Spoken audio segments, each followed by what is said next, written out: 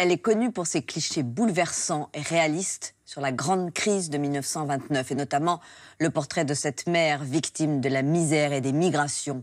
La photographe américaine Dorothy Lange, née en 1895 et morte en 1965, est exposée au Jeu de Paume. À l'instar de l'auteur des Raisins de la colère, John Steinbeck, elle a contribué à façonner notre vision de la société de l'entre-deux-guerres. Son portrait par Marion Banchet. One day I was working here and it came to me. The deprived and the dislocated.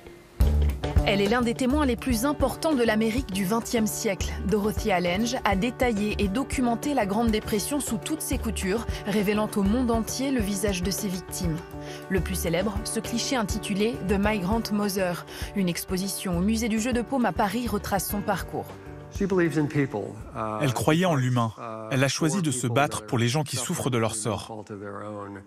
Elle a un champ d'action très large. Lorsqu'elle commence sa carrière de photographe documentariste, Dorothy Lange a 38 ans. Jusqu'ici, elle travaillait en studio, mais la crise de 1929 la pousse à sortir photographier les travailleurs qui se retrouvent à la rue.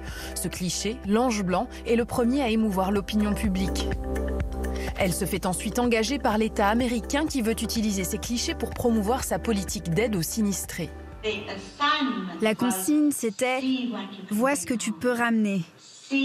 Montre ce qui se passe là-bas, à quoi ça ressemble, ce qu'on y ressent, quelle est la condition humaine là-bas. » En 1936, Dorothea part sillonner l'Amérique à la rencontre des ouvriers agricoles en pleine migration. Elle croise la route de Florence Owens Thompson et ses enfants et les photographie à la va-vite.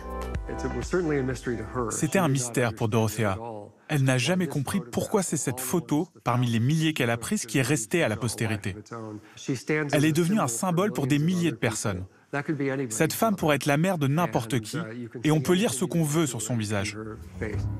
De ces conditions terribles, Dorothy Lange tire des clichés intimes. Avant chaque prise, elle discute et consigne dans son carnet de nombreux détails sur la situation de ses sujets.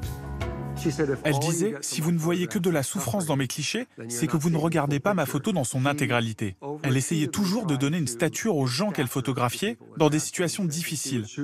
Elle les photographiait en contre-plongée pour qu'ils paraissent plus forts, plus puissants et résilients malgré les circonstances terribles. Elle utilisait le mot collaboration. Elle disait, toutes mes photographies sont des collaborations. Elles sont le résultat de leur vision autant que de la mienne. Si l'artiste fait preuve d'indulgence et d'empathie pour les gens qu'elle photographie, elle n'en a aucune pour elle-même. Elle travaillait très dur, elle était très impliquée. Et elle était très exigeante avec elle-même. Dans les interviews, les articles, elle disait toujours qu'elle était déçue d'elle-même. Il y avait une petite voix dans sa tête qui lui répétait sans cesse qu'elle était une ratée. Son reportage sur l'internement dans des camps de 100 000 citoyens nippo-américains à la suite de l'attaque de Pearl Harbor est une des missions qui l'éprouve le plus. Elle a fait une sorte de dépression nerveuse parce qu'elle était bouleversée par tant d'injustices. Des années plus tard, elle disait encore qu'elle n'avait rien accompli avec ce reportage. C'est fascinant car aujourd'hui, on considère ce reportage comme l'une des descriptions les plus justes de ces événements. La photographe est mandatée par l'autorité en charge de ce déplacement forcé. Pourtant, le résultat de son travail ne ressemble pas du tout à ce qu'ils attendaient. Quand ils ont vu les photos et la manière si évidente dont elles dénonçaient les travers de cette politique, qui était complètement injuste, ils les ont tout simplement censurées. Elles ont été saisies.